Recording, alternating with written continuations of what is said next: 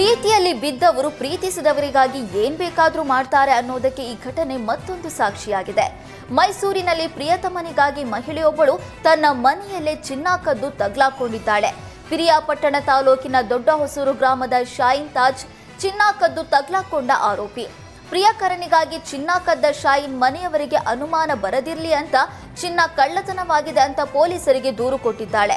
ಪ್ರಕರಣ ದಾಖಲಿಸಿಕೊಂಡ ಪೊಲೀಸರು ಮಹಿಳೆಯ ಫೋನ್ ಅನ್ನು ಟ್ರ್ಯಾಕ್ ಮಾಡಿದಾಗ ಮನೆ ಕಳ್ಳಿ ಶಾಯಿನ್ ಕಳ್ಳಾಟ ಬಯಲಾಗಿದೆ. ಜನವರಿಯಲ್ಲಿ 12 ಗ್ರಾಂ ಚಿನ್ನದ ಓಲೆ, 11 ಗ್ರಾಂ ನೆಕ್ಲೆಸ್, 45 ಗ್ರಾಂ ಚಿನ್ನದ ಸರ ಕದ್ದಿದ್ದ ಶಾಯಿನ್ ಪ್ರಿಯಕರನ ಜೊತೆ ಮೋಜು ಮಸ್ತಿಯಲ್ಲಿದ್ದು, ಪ್ರಕರಣದ ವೇಳೆ ಮೊಬೈಲ್ ಟ್ರ್ಯಾಕ್ ಮಾಡಿದಾಗ ಪ್ರಕರಣ ಬೆಳಕಿಗೆ ಬಂದಿದೆ. ಸದ್ಯ ಬೈಲುಕುಪ್ಪೆ ಪೊಲೀಸರು ಆರೋಪಿ ಶಾಯಿನ್ ತಾಜ್ ಹಾಗೂ ಪ್ರಿಯಕರ ಇರ್ಸಾದ್ನನ್ನ ಬಂಧಿಸಿದ್ದಾರೆ. ಶಿವಮೊಗ್ಗದ ಸಾಗರ ಪಟ್ಟಣದ ರಾಷ್ಟ್ರೀಯ ಹೆದ್ದಾರಿ ಪಕ್ಕದಲ್ಲಿ ನಿಂತಿರುವ ಬೃಹತ್ ಗಾತ್ರದ ವಾಹನ ತೆರವುಗೊಳಿಸುವಂತೆ ಹಿಂದೂ ಜಾಗರಣ ವೇದಿಕೆ ಪ್ರತಿಭಟನೆ ನಡೆಸಿದೆ. ಸಾಗರದ ಬಿಎಚ್ ರಸ್ತೆಯ ಗಣಪತಿ ಕೆರೆ ಹಾಗೂ ಪಕ್ಕದ ಬೃಹತ್ ಧ್ವಜಸ್ತಂಭದ ಬಳಿ ಬೃಹತ್ ಸರಕು ಸಾಗಾಣಿಕೆ ವಾಹನಗಳು, ಟಿಪ್ಪರ್, ಜೆಸಿಬಿ, ಕ್ರೇನ್ಗಳನ್ನು ಪಾರ್ಕಿಂಗ್ ಮಾಡಲಾಗ್ತಾ ಇದೆ. ಇದರಿಂದ ಸ್ಥಳೀಯರಿಗೆ ವಾಹನ ಸಂಚಾರಕ್ಕೆ ತೊಂದರೆಯಾಗ್ತಾ ಇದೆ.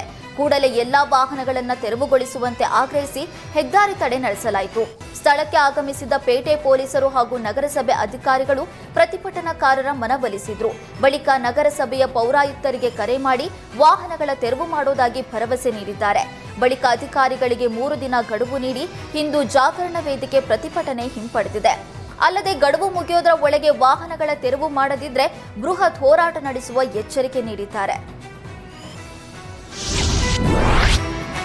ಕೊಡಗಿನ ಸೋಮವಾರಪೇಟೆಯಲ್ಲಿ ಕಾಡಾನೆಗಳ ಹಾವಳಿಗೆ ಜನರು ತತ್ತರಿಸಿ ಹೋಗಿದ್ದಾರೆ.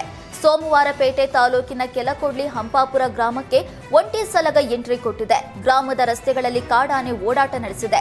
ಗ್ರಾಮದಲ್ಲಿ ಒಂಟಿ ಸಲಗದ ಓಡಾಟದಿಂದ ಮನೆಯಿಂದ ಹೊರಬರುವುದಕ್ಕೆ ಸಾಧ್ಯವಾಗದೆ ಗ್ರಾಮಸ್ಥರು ಪರದಾಡುವಂತಾಗಿದೆ.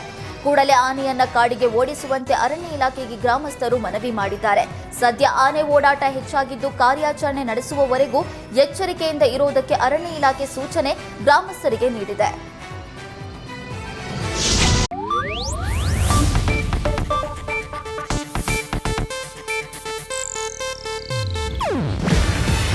ಇದು ಏಷ್ಯಾನೆಟ್ ನ್ಯೂಸ್ ನೆಟ್ವರ್ಕ್ ಪ್ರಸ್ತುತಿ. ನೀವು ನೋಡ್ತಿದ್ದೀರಾ ಏಷ್ಯಾನೆಟ್ ಸುವರ್ಣ ನ್ಯೂಸ್.